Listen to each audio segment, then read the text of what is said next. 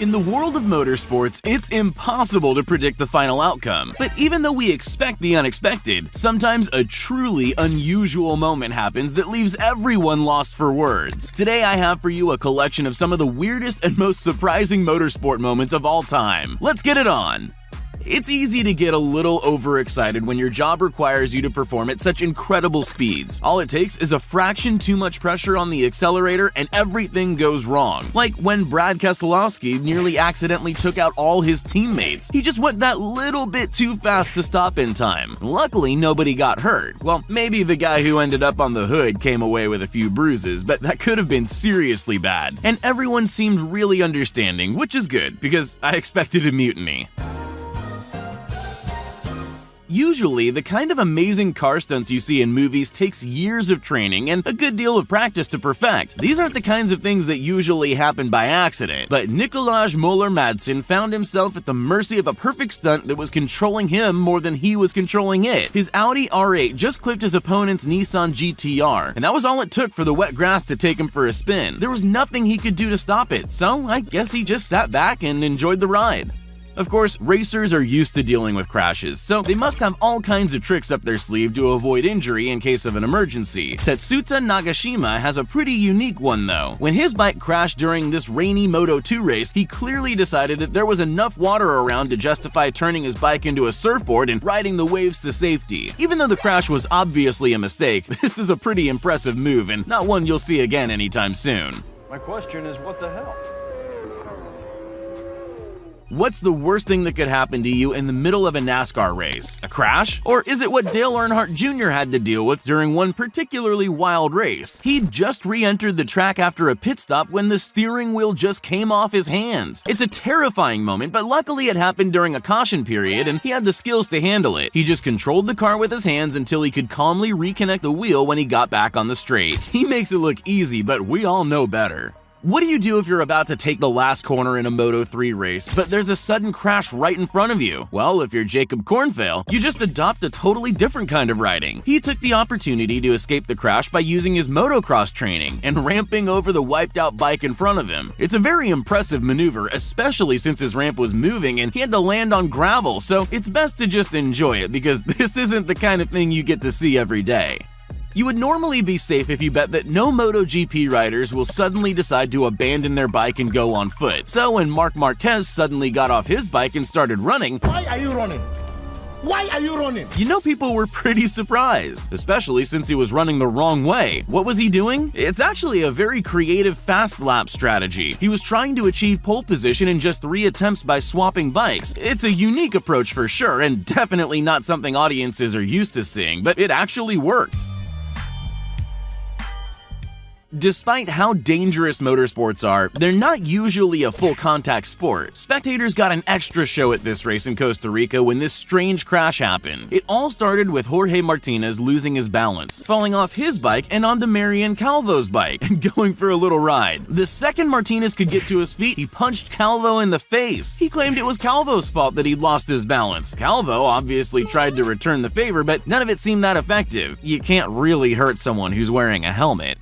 On the list of things you never expect to see, a bike running out of fuel in the middle of a MotoGP Grand Prix is pretty high up. You can bet Johann Zarco didn't expect it to happen either, but it did. But they say you can spot a champion because they never quit. On the last corner, the bike wouldn't go any further, so he just got off and pushed it. Of course, he ended in last place because you just can't compete with a bike on foot, but as he said, 1 point is better than nothing, and he got the adoration of the crowd as a consolation prize. The way someone deals with pressure says a lot about them. Some people crumble, and others like Timo Scheider have a different philosophy. Something like, when life gives you lemons, just keep driving. When his hood flipped up on the second lap of a 4-lap qualifier, he just kept going. It's already an impressive bit of driving just on its own, considering he was mostly blind the whole way, but it's even more amazing when you hear that he finished second. The other drivers can't be too happy with that result, but you just can't do much when your opponent is that resilient.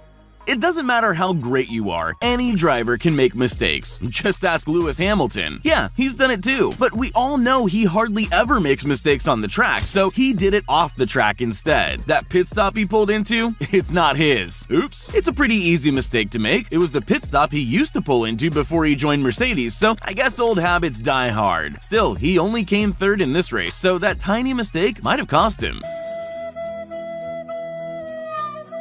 Brad Keselowski seems to have a bit of a knack for creating some truly exhilarating pit stops. Even though this one was a mistake, this one comes straight out of a car chase film. I'm not sure what went wrong, but what the audience got was an incredible backward pit stop. This isn't known for being the most exciting part of a race, but Keselowski really knows how to do it in style with amazing and unexpected Hollywood-style stunts, even if he definitely never intended to do it that way. I'm not sure how happy his team was about having to turn their operation around, though. It's not entirely unheard of for a wheel to come off during a high-speed crash in Formula 1. What is unheard of is what happened to Sebastian Buemi. He was happily practicing for the Chinese Grand Prix when he lost 2 of his wheels for seemingly no reason. They just suddenly came off. So a calm practice suddenly became a death trap completely unexpectedly. It turns out the fault was a front right upright failure caused by a new design that they just implemented. What's that they say about, if it ain't broke, don't fix it? We all know that anything can happen during a race, but sometimes I think we don't really realize what the word anything means in that sentence. This will give you a good idea though. All it took for the impossible to happen was these two bikes bumping into each other. Suddenly, the riders were standing around, helplessly watching as their bikes did a little dance on the track. It was just an incredible coincidence that the bikes happened to lock wheel bars when they crashed. All the anger in the world couldn't stop them. Seriously, anything can happen. When is a crash not a crash? When Randy Mamola decides it's not. This legendary moment is still watched for a reason. It's safe to bet that nobody has ever got that close to crashing without actually falling off the bike. Nobody knows how he pulled it off, but somehow he kept the bike upright and he kept his grip on the handlebars the whole way through what should have been a full wipeout. It was at this moment that he knew. It's a spectacular moment that has rightly gone down in history as one of the most amazing moments the sport has ever seen. Usually, the most exciting part of a race is near the end, when the finish line is out of sight. This is a little different. The most unexpectedly thrilling part of this race came after the end, with the finish line in the dust behind the racers as they did their warm-down lap. Out of nowhere, Sebastian Vettel and Lance Stroll suddenly collided, with the crash ripping the rear tire off Vettel's Ferrari. You don't see that kind of damage from an everyday crash, so how it happened after the race had ended is a mystery. Is that possible? Stroll is not looking where he's going. Sometimes people do things that make everyone who sees them stop to wonder what was going through their heads. Tom Coronel got himself into a lot of trouble during a qualifying race when he took out his phone after crossing the finish line to broadcast the results of the race live to his fans while still driving on the track. Unsurprisingly, the FIA fined him €5,000 for the offense, so Coronel turned to his fans to crowdfund his fine payment. I guess he figured he took the phone out for them so they can pay. There must be some kind of FIA fine for that, surely. Yeah.